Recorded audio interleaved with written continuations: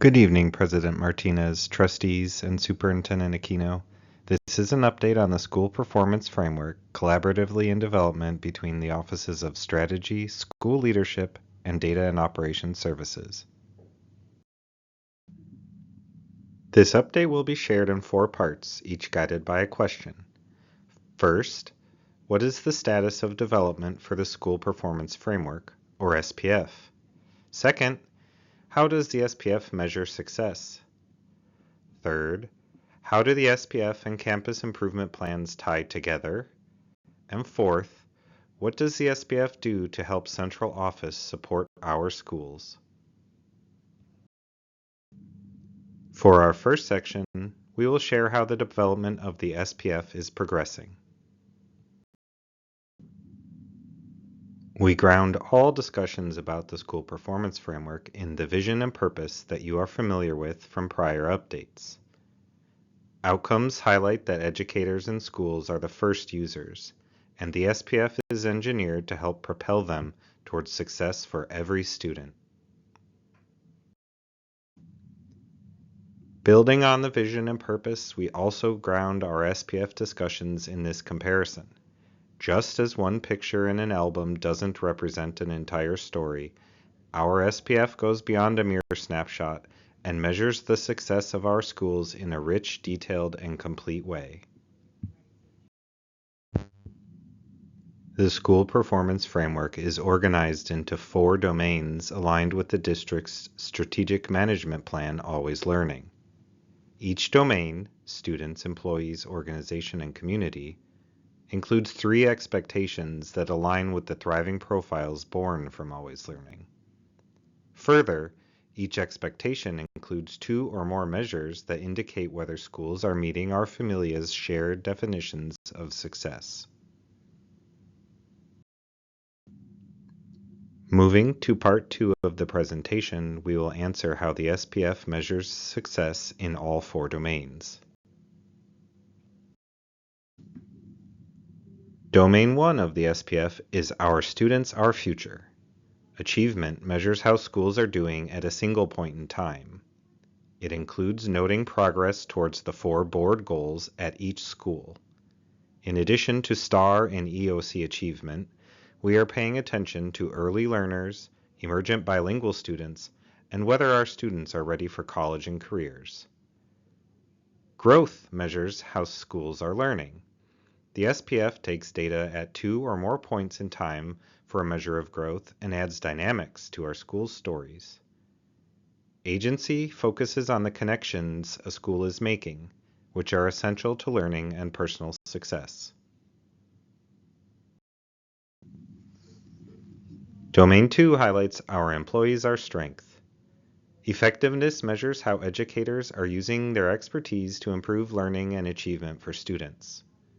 Growth considers how our staff develop their skills and abilities. Agency measures how well a school environment keeps educators and leaders within the familia. Domain 3 is Our Organization, Our Heartbeat. Safety measures physical and perceived indicators of emotional and physical safety at a school. Operations is measuring whether a school is an optimal place for people to learn and excel. Resources looks at what educators and learners need to learn and if they are present and distributed adequately and equitably.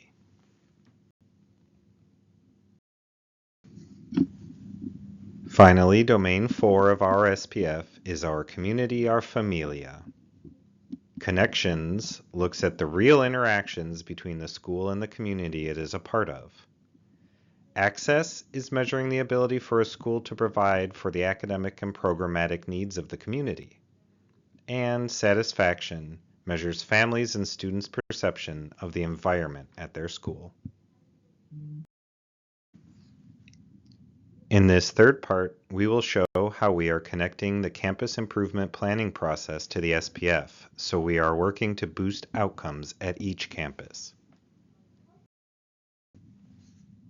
The SPF and the campus improvement plan are tied together by 4 big ideas.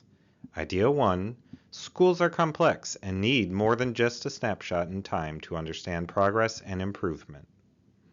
Idea 2. Success doesn't just happen. Conscious and collaborative, data-driven efforts bring it about. Idea 3. All of SAISD's schools will benefit from aligned processes and common tools. And Idea 4.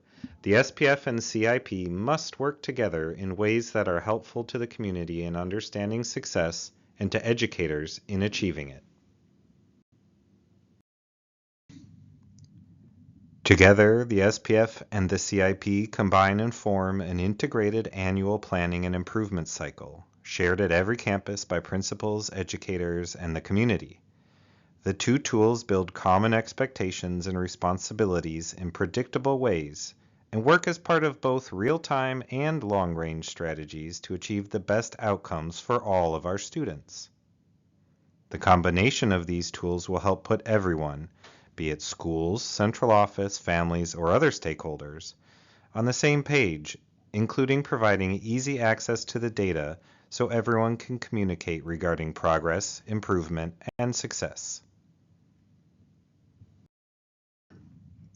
In this fourth part of our update, we will share examples of how the SPF and the alignment we've shown here are already informing how the central office is supporting schools as they improve outcomes for students. The board's theory of action and Guardrail 2 call for excellent schools throughout the district. TEA's System of Great Schools is a program we participate in to help that vision come to life through a focus on data-driven and best practice-informed decisions. One annual process that helps keep that focus is called the Quality Seats Analysis, which is anchored in the measures of our SPF.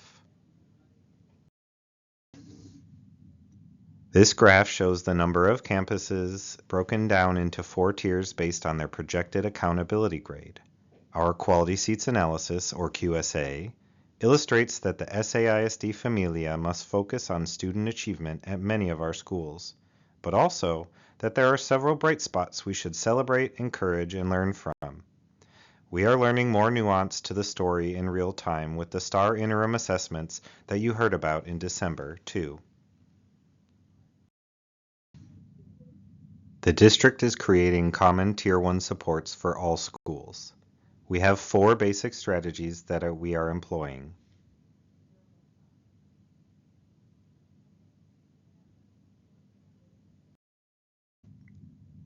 In addition, we are organizing schools into 4 groups or tiers following the strategies recommended by the System of Great Schools. Interventions are differentiated based on which tier a school is in. The lists shown here are not exhaustive, nor are they exclusive to each tier. In fact, as Dr. Bird has discussed in recent board goal reports, the best practice is to begin from the district-wide and tiered support strategies, then use campus and student-level data to identify the best tailored improvements for each school individually. Instructional superintendents work closely and directly with principals and central office departments to ensure the best suite of supports are available for each school at any given time.